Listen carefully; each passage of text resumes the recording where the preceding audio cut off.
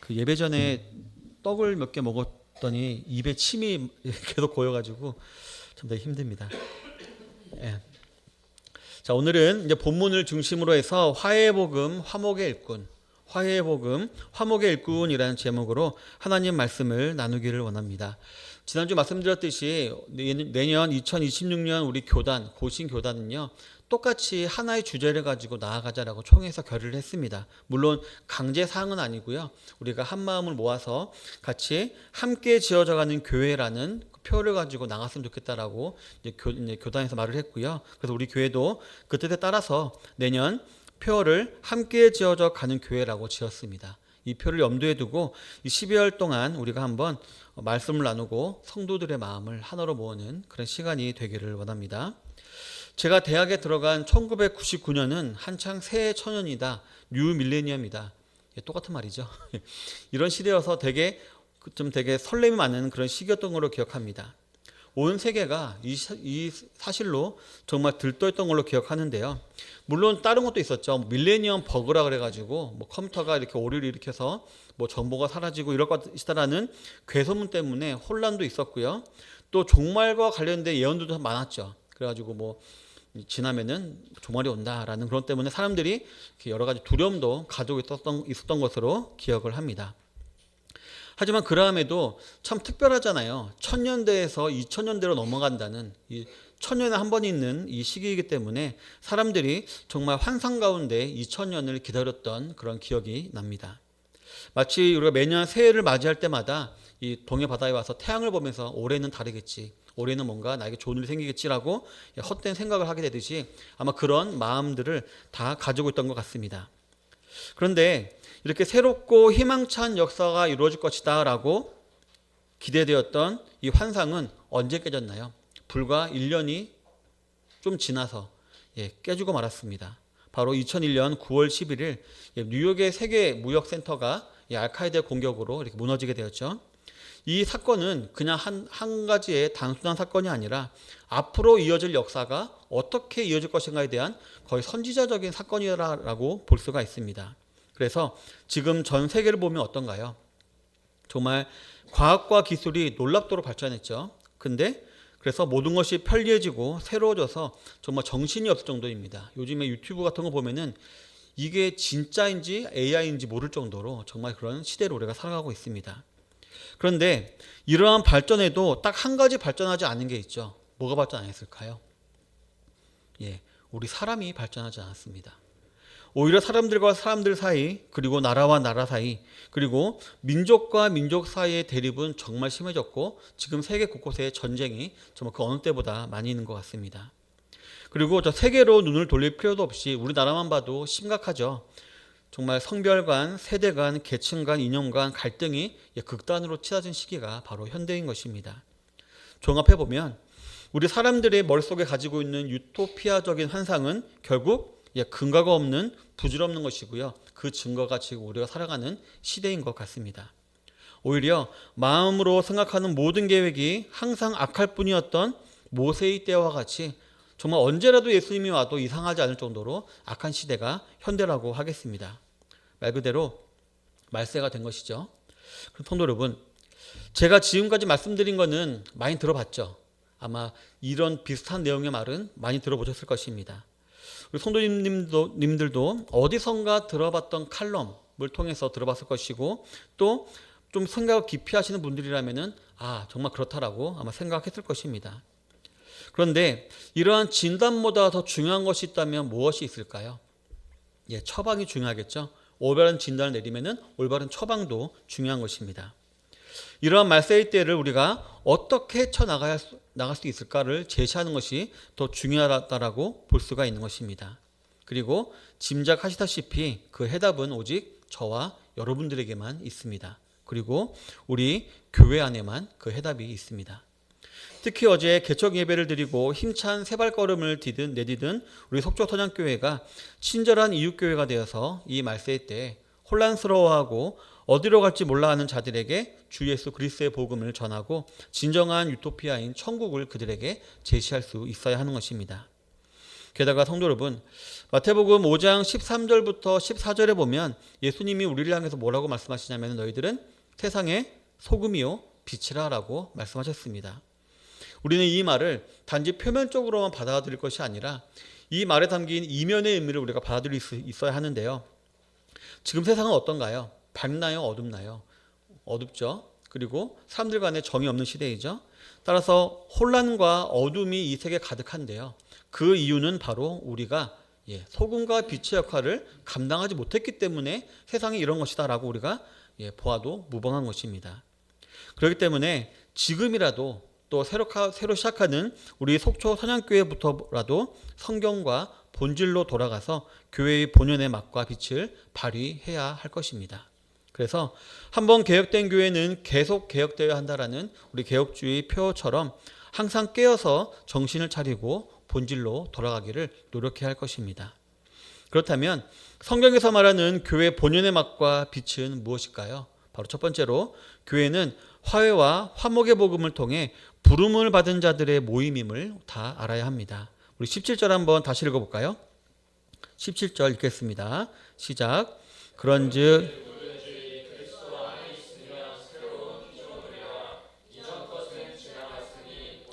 새 것이 되었도다. 본문에서 바울은 교회를 뭐라고 표현하고 있나요? 새 것, 새로운 피조물이라고 규정하고 있습니다. 이 말은 이 교회가 세상에 있는 여러 가지 기관 중에 정말 독특한, 정말 다른, 근본적으로 다른 기관이다라는 뜻을 가지고 있습니다. 단지 조금 더 나은 사람, 조금 더 나은 인격, 조금 더 나은 태도, 좀 더 나은 운명으로 만들기 위한 기관이 교회가 아니라 아예 새로운 존재로 만드는 것이 바로 교회다라고 바울은 말을 하고 있는 것입니다. 이미 존재하던 것들 중에 신제품이 아니라 아예 비교가 불가능한 이전 것 중에 없는 것, 전혀 다른 차원의 것으로 우리를 만드셨다라고 지금 바울이 말하고 있습니다. 그래서 바울은 이러한 것을 창조라고 말하고 있습니다. 이거는 창조 수준이다라고 말한 것입니다. 주님께서 요한복음 3장에 보면은 니고데모에게 말씀하신 중생, 다시 태어남이 개념이 있는데요. 그와 같은 의미라고 볼 수가 있습니다. 정말 전혀 다른 목적과 용도를 위해서 새롭게 창조하고 새롭게 낳은 존재가 저와 여러분들이다라는 것입니다. 그런데 바울은 18절에서 이렇게 말하고 있습니다. 다시 한번 읽어볼까요? 18절 읽겠습니다. 시작. 모든 것이 하나님께로서 났으며 우리를 자기와 화목하게 하시고 또 우리에게 직분을 주셨으니. 아멘. 바울은요 17절에서는 우리가 새 것이 되었다라고 했잖아요. 근데 그와 동일한 말을 본문에서는 화목이라는 용어로 대체하고 있는 것을 우리가 볼 수가 있습니다. 바로 새 창조가 은혜다라는 것을 우리에게 지금 알려주려고 하고 있는 것입니다. 성도 여러분, 저와 여러분들이 정말 너무 많이 들어서 정말 귀에 못이 박혔을 정도의 그런 말이 있는데요. 바로 저와 여러분들은 본래 하나님과 원수된 자였다는 사실입니다. 이 말은 우리가 정말 많이 들어왔습니다. 하나님을 대적하고 언약을 깨뜨렸으며 그 법을 멸시한 결과 허물과 죄로 인해 이미 죽은 상태가 저와 여러분들이었다는 것입니다. 그렇기 때문에 우리에게 남아있는 것은 영원한 저주와 멸망밖에 없는 것이었습니다. 그런데 그랬던 우리가 17절에 보니까 뭐가 되었다고 하나요? 새 것이 되었다라고 분명히 말을 하고 있습니다. 이게 근데 그냥 될 일은 아니죠. 우연히 이런 일이 될 일은 없습니다. 따라서 하나님과 우리 사이를 반전시킨 그 뭔가가 있다는 것인데 그 뭔가가 바로 오늘 본문의 18절에서는 화목이다라고 말을 하고 있는 것입니다. 누군가의 중재로 우리와 죄인인 우리와 하나님 사이가 화목이 되었다라는 것입니다. 그리고 그 화해와 관련된 사건이 바로 십자가의 복음인 것입니다. 잘 아시다시피 예수님께서 우리 죄를 대신 지시고 십자가에 돌아가 주셔서 우리의 죄가 사해지고 하나님과 우리 사이가 화해, 즉 화목되었다는 것입니다. 그리고 여기서 우리가 또 잘 알고 있는 사실 하나가 있죠. 이 화목에 관련된 일이 있어서 저와 여러분들이 한 것은 전혀 없다는 것입니다. 왜냐하면 우리는 하나님과 화해하려는 의지가 있었을까요? 없었을까요? 없었죠. 아니, 더 근본적으로 우리는 하나님과 화해해야 된다는 사실을 몰랐습니다. 하나님인지도 몰랐고 화해해야 되는지도 몰랐습니다. 그래서 화해하고 싶은 마음도 없었죠. 근데 하나님께서는 자신의 그 마음속에 하나님께서 말씀하신 법이 있었죠. 바로 피 흘림이 없이는 죄 사함이 없다라는 이 말씀을 근거로 하여서 자신의 하나뿐인 아들을 그런 화목 제물로 내어 놓으셨고, 또 그 아들인 예수님은 아버지의 뜻에 순종해서 이것은 죄 사함을 얻게 하려고 많은 사람들을 위하여 흘리는 바 나의 피 곧 언약의 피니라라고 말씀하시면서 화목을 위해서 십자가에서 피 흘려 돌아가셨기 때문에 우리와 하나님 사이가 화목이 된 것이라는 것입니다. 그래서 우리는 이 사건을 거래 혹은 취득이라고 얘기하지 않고 구원이라고 부르는 것입니다. 이처럼 화목은 막연하지 않고 구체적이며 구별적이다라고 바울은 지금 우리에게 설명하고 있는 것입니다. 오직 하나님의 대속적인 행위 안에서만 발생하는 것이 구원이고 화목이다라고 분명히 말하고 있는 것입니다. 로마서 5장 10절에 보면 우리가 원수 되었을 때에 그의 아들의 죽으심으로 말미암아 하나님과 화목하게 되었은즉이라고 분명히 말하고 있습니다. 그리고 이어지는 5장 17절에 보면 이와 똑같은 내용을 설명하면서 바울은 그리스도 안에서라는 표현을 사용했고요. 18절에서는 그리스도로 말미암아라고 표현을 하고 있습니다. 오직 예수님 안에, 예수님의 십자가 사역 안에만 화목이 있다는 것을 우리에게 정확하고 강하게 알려주고 있는 것입니다. 성도 여러분, 그런데 아마도 이 사실을 가장 극명하게 경험한 사람이 누구였을까요? 바로 바울 자신이었죠. 회심 전에 그는 그 누구보다도 율법을 따라서 육체와 행위를 자랑하며 십자가의 원수를 행하던 자가 바로 바울이었습니다.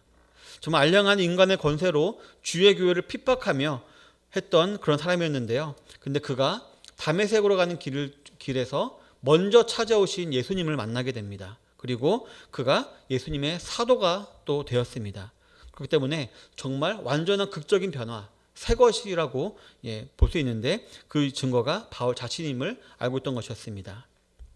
따라서 이 사건이 바로 하나님은 그리스도 안에서 바울에게 손을 내미신 화해 사건으로서 오늘 본문은 바로 자신의 삶을 배경으로 한 진술이라고 봐도 무방한 것입니다. 이처럼 바울은 누구보다도 깊고 진하게 이 화목을 체험한 사람이었습니다. 그래서 이후에 보면은 바울은 그 어떤 사람에 대해서도 소망을 접지 않은 것을 볼 수가 있습니다. 우리 같으면은 저 사람은 좀 그래, 저 사람 안 되겠지, 저 사람은 뭐 포기해야겠다, 이런 식으로 우리가 가려서 우리가 사귀고 복음 전할지 모르지만 바울은 나 같은 사람도 구원받았는데 누가 구원 못 받을까라는 마음가짐을 가지고 그는 그런 확신을 가지고 그 어떤 사람에 대해서도 소망을 잃지 않았던 것이었습니다.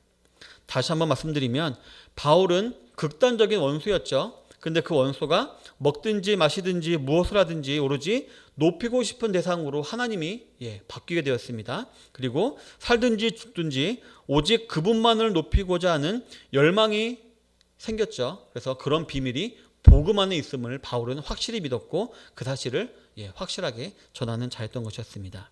그리고 그 복음 안에는 화목의 복음, 화해의 복음이 들어있는 것이었습니다. 성도 여러분, 이처럼 우리 교회는 화해와 화목의 복음으로 부름을 받은 자들입니다. 저 여러분들이 스스로 이 자리에 모인 것 같지만 하나님께서 범죄한 우리에게 먼저 화해의 손길을 내미셨기 때문에 저 여러분들은 지금 감히 이 예배 자리에 나와 있는 줄로 믿습니다. 그리고 그 놀라운 은총을 예수 그리스도로 말미암아 우리가 지금 받고 있는 것입니다. 이 사실로 인해 우리 속초선양교회 성도님들의 기본 바탕이 겸손이 되게 되시길 바랍니다. 내가 뭔가 잘하고 내가 뭔가 특별해서가 아니라 그저 하나님의 은혜로 나를 붙잡아 주시고 나를 여기다 심어 주시고 은혜를 주신다는 사실을 꼭 기억하시길 바랍니다. 예전에 어떤 목사님이 말씀하신 것 같습니다. 하나님은 우리를 여전히 미워하신답니다. 우린 죄인이니까요. 그런데 우리가 어떻게 됐나요? 구원받는 순간 예수님에게 접붙임을 당했죠. 그래서 하나님은 예수님에게만 사랑과 복을 주시는데 우리가 접붙어 있으니까 우리는 그냥 자연스럽게 은혜와 사랑을 받는 존재다. 근데 이렇게 말씀하시면서 그 목사님이 우리는 정말 겸손해야 된다라고 말씀하셨던 기억이 있습니다. 참 우리 속초선양교회 성도님들이 기본 바탕이 겸손이 되기를 바라겠습니다. 지난주에도 말씀드렸지만 저와 여러분들이 교회를 개척을 했다. 그리고 개척자가 되었다라는 사실이 자기도 모르는 사이에 우리 마음 가운데 우월감으로 나타날 수도 있습니다. 그리고 그건 누가 제일 잘 알까요? 새로운 성도들이 가장 잘 알 것입니다. 저 사람들 처음 왔다고 좀 그러네? 이러면서 알게 될 것입니다. 근데 만약에 교회 내에 우월감이나 그런 반대 감정이 있다면 교회가 하나가 될 수가 없겠죠. 그렇기 때문에 저 여러분들 먼저 이 자리에 계신 분들이 정말 내가 구원받지 못할 죄인 중에 괴수였는데 하나님의 화해의 손길로 내가 구원받았다라는 사실을 꼭 깊이 묵상하심으로 겸손히 그 기본 바탕이 되시기를 바라겠습니다. 그래서 그 자세로 주님을 섬기며 나아가시길 소망하시는 성도님들이 되시기를 바라겠습니다. 두 번째로 성경에서 말하는 교회의 본연의 맛과 빛은 바로 교회는 화해의 일꾼, 화목의 일꾼으로 보냄을 받은 자들의 모임이다라는 것입니다. 첫 번째는 부르심을 받은 모임이었죠. 이제는 보냄을 받은 그런 모임임을 우리가 알아야 한다는 것입니다. 19절 한번 다 같이 읽어보겠습니다. 시작. 곧 하나님께서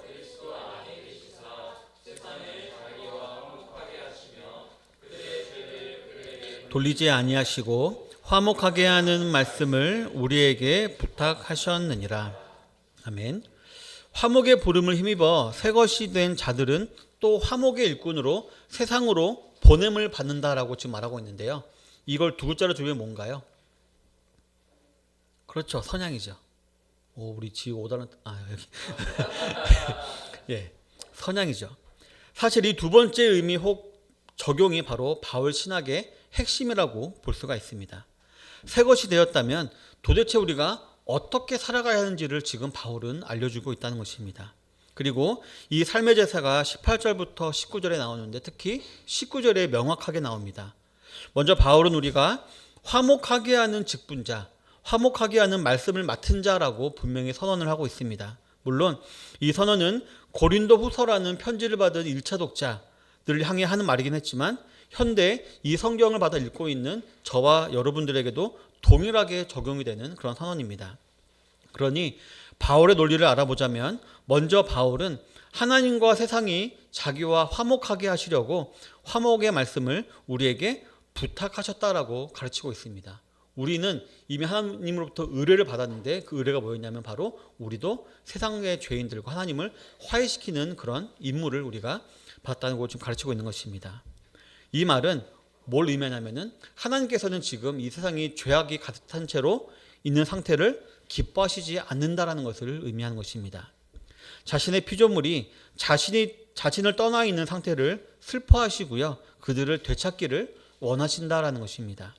그래서 바울은 이 사실을 말하기 위해서 그리스도 안에 계시사라는 말로 표현하고 있습니다. 왜냐하면 하나님께서는 이미 예수님을 십자가에 못 박아 죽이심으로 구원의 길을 열어 놓으셨기 때문에 바로 그리스도 안에 계시사라는 말을 통해서 누구든지 우리가 복음을 전할 때 그 복음을 받아들이면 누구든지 구원을 받게 하는 길을 열어 놓으셨다는 것입니다.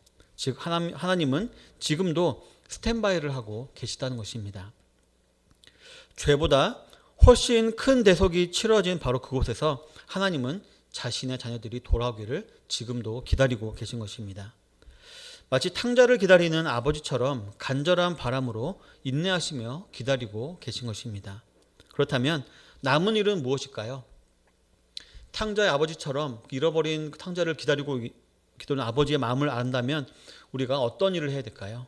바로 우리가 그 아버지의 마음을 알아서 그 잃어버린 자들을 아버지께로 인도하는데 우리가 힘을 다해야 된다는 것입니다. 왜냐하면 하나님께서는 전도에 미련한 것으로 믿는 자들을 구원하시기를 기뻐하신다라고 분명히 말씀하고 계시기 때문입니다. 하나님은 물론 자기 자신 할 수도 있죠. 기적적인처럼 또 환상으로 분명히 구원하실 수 있습니다. 하지만 하나님께서 기뻐하시는 방법은 먼저 구원을 받은 저와 여러분들 가운데, 즉 먼저 하나님과 화목된 자들 가운데 하나님의 마음을 알아 화목의 일꾼, 즉 화목을 전하는 자들로 세워지기를 하나님은 원하시는 것입니다. 그것도 십자가상의 우편의 강도에게까지 그러하셨듯이 아무런 편견이나 전제도 두지 아니하고 하나님께서 지금 기다리고 계신다는 사실을 전해줄 그런 전도자가 필요한 것입니다. 어제 한 목사님이 이제 개척감사 예배 참석을 위해서 하루 일찍 오셔가지고 고성에 오셨다가 거기서 저녁 식사를 하게 되었다고 합니다. 저녁 식사를 하던 중에 그 식당 주인에게 뜬금없이 이런 말을 했대요. 내일 속초에서 속초 선양교회가 개척되니까 꼭 그 교회 가보십시오라고 이렇게 말을 했다라고 합니다. 저는 그 말 들으면서 아니 뭐 천진해변에서 어떻게 여기까지 오나 그리고 이거 어딘 줄 알고 오시나 하고 약간 부정적인 생각이 들었었는데, 근데 그분은 끝까지 포기하지 않는 얼굴로 기대하면서 기도해봐 라고 이렇게 말씀하셨는데요. 저는 이제 그 목사님을 보면서 이런 자세가 필요하구나. 그 어떤 편견이나 전제도 두지 않고 그냥 복음을 전하는 전도자의 자세가, 우리가 나한테 이런 자세가 필요하구나라는 생각을 하게 되었습니다. 어찌됐든 전도하려고 하시는, 집은 서울이지만 여기서까지 전도를 하려고 하시는 그 열정이 다시 한번 저를 좀 부끄럽게 했던 것 같습니다. 성도 여러분, 오직 그리스도 안에서 그분이 내미시는 화해의 손길을 맞잡으시고 외칠 소리들이 우리에게는, 세상 사람들에게는 많이 필요합니다. 그리고 교회가 바로 그런 소리가 되어야 할 줄로 믿습니다. 우리는 주의 움직이는 교회라는 찬양도 있듯이 우리 한 사람 한 사람이 그 어떤 편견이나 제약도 두지 아니하고 복음 그 자체의 능력이 있음을 믿고 때를 얻든지 못 얻든지 복음을 전하는 자들이 되어야 할 줄로 믿습니다. 그리고 공동체는 또 어떻게 될까요? 공동체, 우리 교회는 화해의 능력이 역동하는 그런 공동체가 또 우리가 되어야 할 줄로 믿습니다. 화해의 복음을 전해서 사람들이 교회에 왔는데 이 교회 내에서 화해와 화목이 없다면 어떻게 될까요? 실망하고 떠나게 될 것입니다. 따라서 모든 이질적인 것들이 또 다 통합되는 것이고, 또 대립하고 반목하고 경쟁하는 것들이 연합하여 하나가 되는 공동체가 바로 우리 속초선양교회가 되어야 할 줄로 믿습니다. 세상에는 없는, 세상에는 불가능한 연합과 대통합의 처소로서 화목의 진면목을 보여주는 교회가 바로 우리 속초선양교회가 되어야 할 줄로 믿습니다. 앞으로 어느 누가 우리 교회에 들어올지 모릅니다. 지난주에도 말씀드렸듯이 우리는 그들이 우리에게서 그 어떤 우월감도 보지 못하게 만들어야 하고요. 그들로 하여금 그 어떤 열등감도 느끼지 못하는 그런 화목하는 공동체로 우리는 교회를 세워가야 할 줄로 믿습니다. 그래서 바울은 로마서를 통해 이 원리를 강하게 선포했습니다. 차별이 없느니라 라고 말입니다. 유대인이나 헬라인이나 남자나 여자나 종이나 자유자나 어떤 차별도 녹여버리고 서로 사랑과 화해와 축복과 상생의 길을 가게 하는 십자가의 능력을 바울은 강하게 선포했던 것이었습니다. 성도 여러분, 참으로 그렇습니다. 하나님과 화목한 영혼은 그 놀라운 은혜를 이웃과 세상에 흘려주는 통로가 되어야 합니다. 만약 우리 가운데 우리가 화해와 화목의 복음으로 부르심을 받은 자들이란 사실이, 즉 그 은혜가 우리를 가득 채우고 있으면 어떻게 될까요? 우리가 하나님의 은혜로 하나님과 화목되어서 우리가 구원을 받고 놀라운 은혜를 누리고 있다는 사실이 우리 마음에 가득 차면 어떻게 될까요? 자연스럽게 가득 찬 것은 넘치게 되어 있습니다. 넘치게 되어 있고, 이 말을 좀 어려운 말로 하면은 그 은혜의 역동을 우리는 제어할 수가 없는 것입니다. 그래서 바울은 5장 14절에서 이 사실을 이렇게 표현하고 있습니다. 그리스도의 사랑이 우리를 강권하시는도다라고 표현하고 있는 것입니다. 그 은혜가 우리 마음 가운데 있다면 우리가 복음을 전하기 위해서, 화해의 복음을 전하기 위해서 우리가 가만히 있을 수가 없게 된다라고 말하고 있는 것입니다. 성도 여러분, 고린도 전후서의 배경 아시죠? 배경이 어떤가요? 고린도 교회가 엄청나게 문제가 많은 교회였죠. 여러 가지 파당도 나뉘고 바울도 이렇게 욕하고 바울의 사도권도 부인하고 또 이단 그런 게 들어와서 교회가 혼란스러워지는 그런 문제가 많은 교회였습니다. 특히나 이제 바울로서는 되게 기분 나빴을 게, 분명히 자신이 세운 교회인데 가만히 들어온 거짓 선생들과 세속화 영향으로 바울에 대해서 배은망덕한 태도로 오해하고 의심하고 멸시하고 있는 교회가 이 고린도 교회였습니다. 그래서 그 고린도전서와 고린도후서 사이에 편지 하나가 더 있는데요. 그 편지는 소위 아픔의 편지라고 불리고 있습니다. 편지에서는 내내 그 바울이 고린도 교회를 욕했나 봐요. 그래서 성경에는 실리지 않고 그냥 아프게 하는 편지라고만 그게 나와 있습니다. 그 정도로 고린도 교회는 많은 문제가 있는 교회였고, 누구보다도 자기를 부인하고 또 바울을 무시하는 그런 교회였습니다. 그런데 바울은 지금 어떻게 하고 있나요? 다시 한번 예수님의 마음을 본받아서 인내하는 마음으로 화목하기 위해서 지금 손길을 바울이 먼저 내밀고 있는 것입니다. 비록 자기를 거부하고 자기를 배반한 사람들이지만 예수님을 본받아서 내가 다시 한번 화해와 화목의 손길을 내밀어야지라고 하면서 지금 이 고린도후서를 쓰고 있는 것이었습니다. 바울이 위대한 사람이어서 이렇게 했을까요? 뭔가 특별한 사람이니까, 우리랑 다른 사람이니까 이러고 있을까요? 아닙니다. 오늘 본 말씀을 근거로 한다면 바울은 자기 안에 있는 그 은혜와 사랑을 가둬둘 수가 없는 것이었습니다. 그 사랑이 자신을 강권했기 때문에 화해의 손길을 내밀고 화목의 손길을 내밀었던 것이었습니다. 앞단락에서 우리는 우리의 본성, 본질, 정체를 알아야 한다고 했습니다. 저 여러분들은 오직 주 앞에서 겸손할 수밖에 없는, 그저 하나님의 신실하신 은혜로 말미암아 먼저 부르심을 받은 자들일 뿐이다라고 우리가 우리의 본질을 정의해야 됨을 알아보았습니다. 그렇게 겸손한 자가 되어야 되는데요. 이러한 자들은 자연스럽게 하나님의 은혜와 사랑에 감격하게 되어 있습니다. 그리고 하나님의 은혜와 사랑에 감격한 자들은 누가 뭐라고 하지 않아도 마음속에 그 역동 때문에 자연스럽게 화목의 일꾼, 화해의 일꾼으로 자원하게 되어 있을 것입니다. 그렇습니다. 하나님께서 저와 여러분들에게 원하시는 마음은 첫째로는 겸손이고요. 두 번째로는 바로 자원하는 마음입니다. 자원하는 마음으로 복음의 일꾼으로, 즉 전도자로 세워지시기를 소망하시는 모든 성도님들이 되시기를 바라겠습니다.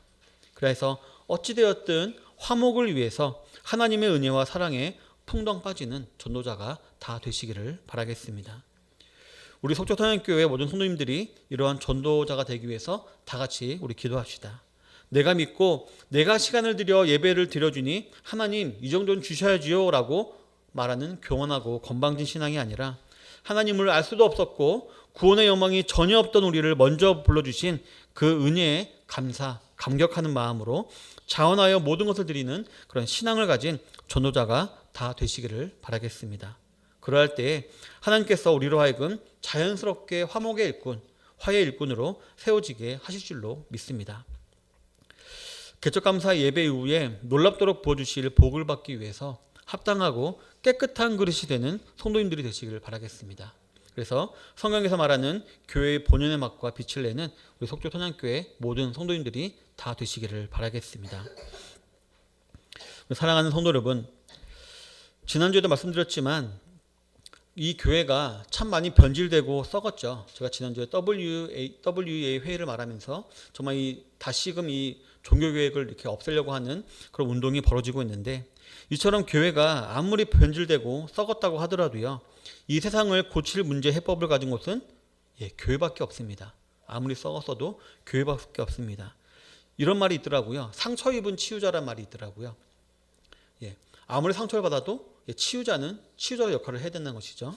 마찬가지로 교회를 향한 세상의 평가가 어떠하더라도 하나님께서 세상을 고치기 위해서 세우신 기관은 우리 교회밖에 없음을 우리는 꼭 기억해야 됩니다. 우리 속초 통합교회라는 건물로서의 교회도 중요하겠죠. 하지만 우리는 주에 움직이는 교회라는 찬양도 있듯이 성령을 그 안에 모신 우리 성도들 각 개인도 그 세상을 고치기 위한 하나의 교회라는 사실 우리가 꼭 기억해야 됩니다. 그러기 위해서 우리는 어떻게 해야 될까요? 완벽해져야 되겠죠. 회사에서도 가장 탁월한 능력을 발휘하고 사람들 사이에서도 흠없는 인성을 가지고 외모나 건강적으로도 문제가 없는 자들이 되어야 되겠죠. 그런 이미 전 실패했네요. 맞습니다. 흔히 매력 있는 사람이 되어야지만 전도도 하고 하나님께 영광을 올려드릴 수 있다라고 우리는 생각할 경향이 많이 있는데요. 그래서 우리가 연예인들이 상을 타고 하나님께 영광을 올려드립니다 하면은 부러워하면서 나도 그렇게 해야 되는데라고 생각할 때가 많이 있지 않습니까? 하지만 오늘 본문은 그렇게 말하고 있지 않습니다. 오늘 본문은 그저 알라라고 말을 합니다. 이 사실을 알아라라고 말을 하고 있습니다. 먼저 너희는 화해와 화목의 복음을 통해 부름받은 자들이다 사실을 아는 게 중요하다고 말하고 있습니다. 즉 하나님 앞에서 겸손한 자들이 되라는 것이죠. 그리고 그 후에는 화해의 일꾼, 화목의 일꾼으로 보냄을 받은 자들이라는 사실을 알라라고 말을 하고 있습니다. 즉 자원하는 마음으로 전도자가 되어라라고 말을 하고 있는 것입니다. 그럴 때 하나님께서는 우리에게 있는 능력이 아니라 성령의 능력으로 우리로 하여금 복음을 전하게 하시고 우리가 전한 복음을 통해서 하나님과 죄인이 화해하고 화목하게 만드는 도구로 우리를 사용해 주실 것입니다. 그리고 세상이 주지도 않고 줄 수도 없는 은혜와 사랑으로 우리를 충만케 하실 것을 확실히 믿습니다. 예수님께서 그 요한복음 4장에서 소가성 여인에게 복음을 전하시죠. 복음을 전하시고 그 여인이 마을로 들어갑니다. 그리고 제자들이 다시 예수님께 오죠. 그때 예수님께 먹을 걸 드립니다. 그러니까 예수님께서 뭐라 말씀하시냐요? 나는 이미 배가 부르다. 난 이미 먹었다고 말씀하십니다. 그래서 제자들이 누가 줬지? 누가 줬지? 이렇게 했는데 그때 예수님 말씀하시죠. 나는 잃어버린 영혼을 구원하는 것. 전도가 내 양식이다라고 말씀하셨습니다. 그런데 또 한 가지 사건이 더 있죠. 혹시 거라사 광인 얘기 아시나요? 예수님께서 갈릴리 바다를 건너가지고 그 무덤 속에 무덤 가운데서 막 거하고 있던 거라사 광인을 고치죠. 그 다음에 예수님께서 뭘 하시나요? 다시 건너오시죠. 이 말은 뭔가요? 예수님의 그 말이 거짓말이 아니었던 것입니다. 예수님은 한 영혼 구하는 게 진짜 자신의 양식이었기 때문에 그 한 명을 구하기 위해서 바다를 건너가셨고 구원하자마자 다시 오신 것입니다. 어떻게 보면은 이방적이니까 외식하고 온 것입니다. 맛집 탐방 가서 밥 먹고 오신 거라고 볼 수가 있는 것입니다. 이처럼 저 여러분들이 사실 꼭 기억하시기 바랍니다. 저 여러분들은 먼저 하나님의 은혜로 구원을 받았고요. 또 우리가 그 어떤 능력이나 그런 것이 아니라 그저 내가 본음을 받았구나 라는 마음을 가지고 그냥 가서 전하면 된다는 것입니다. 이 전하는 마음으로 전도자가 될 때 하나님께서는 우리에게 분명한 은혜와 사랑으로 우리를 충만케 하실 것입니다. 함께 지어져가는 우리 속초선양교회는요, 이러한 의식이 투철한 교회가 되어야 할 줄로 믿습니다. 그리고 이러한 교회가 되기 위해서 더욱더 성령을 의지하며 힘있게 나아가시는 모든 속초선양교회 성도님들이 다 되시기를 주님의 이름으로 축원합니다. 기도하겠습니다. 받은 말씀을 기억하면서 기도하도록 하겠습니다.